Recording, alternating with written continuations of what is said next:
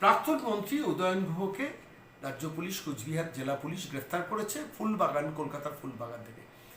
তাকে নিয়ে রওনা দিয়েছেন কোচবিহারে। মাঝপথে তাকে কৃষ্ণনগরে বসিয়ে খাওয়ানো দাওয়ানো হয়েছে, তারপর সটান নিয়ে চলে যাওয়া হয়েছে কোচবিহারে। তিনি কোচবিহারের প্রেজেন্টের মধ্যে, মানে জেলখানার মধ্যে মাটিতে চাদর পেতে গড়াগড়ি দিচ্ছেন। সেই দৃশ্য ভাইরাল হয়েছে, সোশ্যাল মিডিয়াতে ভাইরাল হয়েছে। কিন্তু আজকে আপনাদের সেই ডিম থেরাপির আরেকটি পর্ব দেখাবো সন্ময় স্পিক্সে, যেখানে দেখা যাচ্ছে যে উদয়ন গুহকে আদালতে পেশ করা হয়েছিল। 6 দিন বোধহয় সম্ভবত পুলিশ কাস্টাডি তার দেওয়া হয়েছে, উদয়ন গুহর বা জেল কাস্টাডি দেওয়া হয়েছে। এবং তারপর সেই উদয়ন গুহকে নিয়ে জেলের উদ্দেশ্যে রওনা হয়েছে কোচবিহার পুলিশ।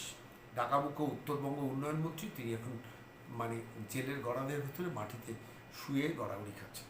এই যখন দৃশ্য, তখন আরও একটা দৃশ্য ভাইরাল হয়েছে। সরব নিউজ থেকে সম্ভবত ভিডিওটা ভাইরাল হয়েছে। ভিডিওটা দেখছিলাম যে প্রেজেন্ট ভ্যানে করে উদয়ন গুহকে নিয়ে যাওয়া হয়েছিল বা নিয়ে আসা হয়েছিল, সেখানেও এন্টায়ার ডিম ছুঁড়েছেন জনতা।